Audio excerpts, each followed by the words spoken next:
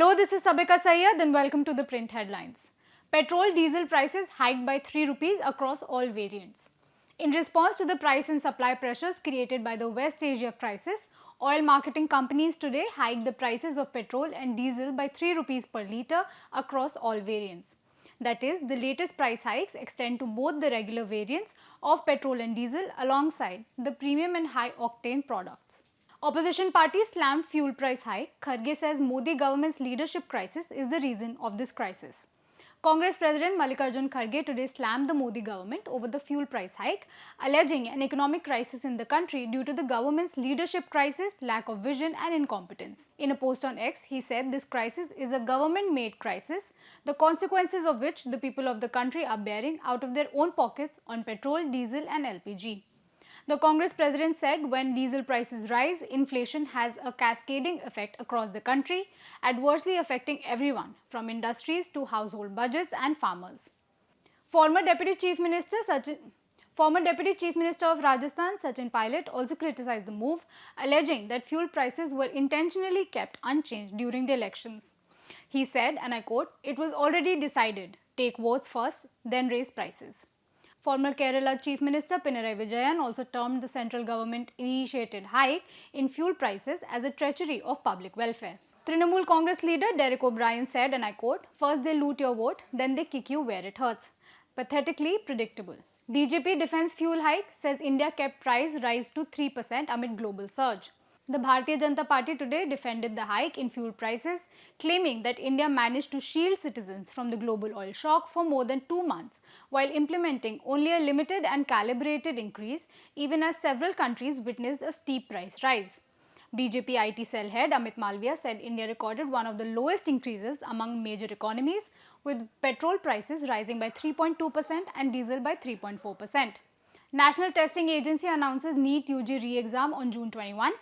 Medical entrance exam NEET-UG, which was cancelled following allegations of irregularities in the examination process, will be reconducted on June 21st, the NTA announced today. On May 12, the NTA had announced the cancellation of NEET-UG and said the CBI would carry out a comprehensive inquiry into the alleged irregularities linked to the exam. The earlier exam was conducted on May 3. Education Minister Pradhan says exam to go fully computer-based from next year. Union Education Minister Dharmendra Pradhan said today that the NTA will conduct a re-exam for NEET-UG 2026 on June 21 and said the exam will shift to a computer-based test from next year onwards to ensure transparency.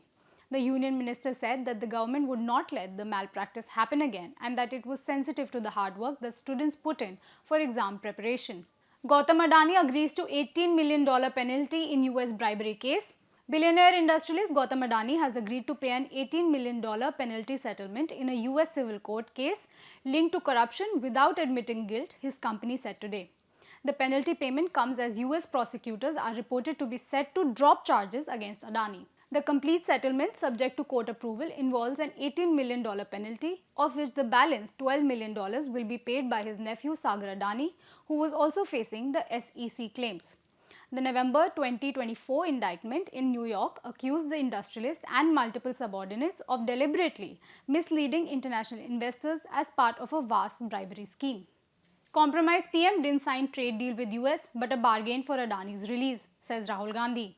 Congress leader Rahul Gandhi today accused Prime Minister Narendra Modi of signing a trade deal with the US only to secure the release of billionaire businessman Gautam Adani. He said, and I quote, "Compromise PM did not strike a trade deal but a bargain for Adani's release." UP Chief Minister Yogi directs ministers to meet families affected by rainfall, issues instructions for speedy assistance. Uttar Pradesh Chief Minister Yogi Adityanath has directed officials to provide immediate financial assistance of Rs 4 lakhs to the families of those who lost their lives in the disaster. The Uttar Pradesh government directed ministers in charge of all districts to meet affected families impacted by heavy rainfall and assess the situation on the ground. Telangana Congress raises concerns over SIR, wants process spread over 2 years, physical notice before deleting voter's name. Demands include extending the objection and notice period to at least 1 month. Telangana Pradesh Congress Committee met Telangana Chief Electoral Officer C. Sudarshan Reddy and submitted a detailed memorandum expressing concerns and suggestions regarding the proposed SIR of electoral rolls in the state. The delegation led by TPCC President Bomma Mahesh Kumar Gaud and consisting of Minister Ponam Prabhakar, MLAs Naveen Yadav, Ganesh and Kavampalli Satyanarayana, MPs Chamala Kiran Kumar Reddy and Anil Kumar Yadav, and the party's Election Commission Coordination Committee led by Chairman Pulipati Rajesh Kumar met the CEO in Hyderabad today and urged the EC to ensure that the voter list revision process is carried out in a fair, transparent and impartial manner. Supreme Court sets aside order suspending Kuldeep Sengar's sentence in Unnao rape case, asks Delhi High Court to consider afresh. The Supreme Court today set aside a Delhi High Court order granting bail and suspending the sentence of former BJP MLA Kuldeep Singh Sengar in the 2017 Unnao rape case. A bench of Chief Justice of India Suryakant and Joymala Bagchi asked the High Court to decide the question of suspension of sentence of Sengar afresh, preferably before the onset of the summer vacation of the courts in June.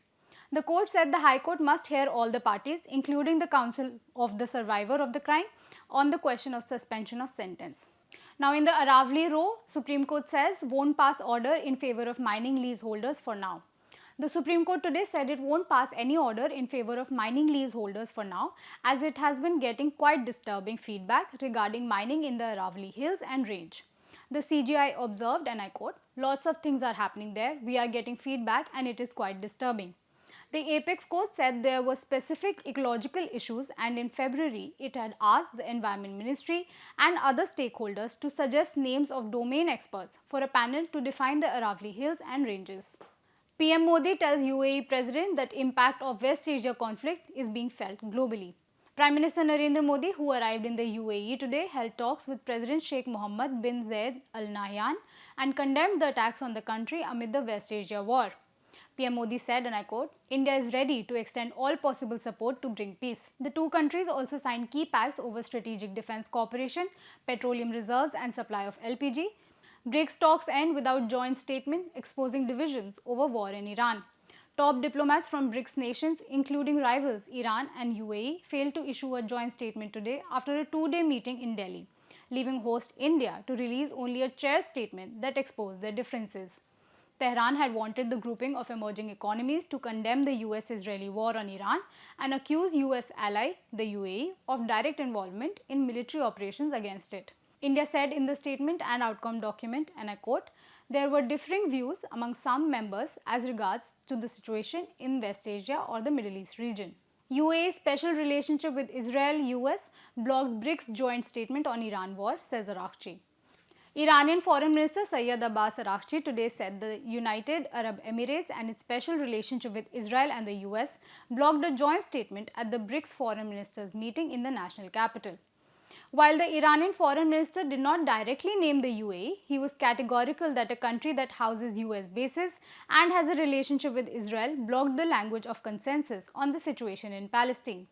While speaking at a press conference in the national capital, he said, and I quote, "It is a matter of fact that the final statement was blocked by a member state due to its special relationship with Israel.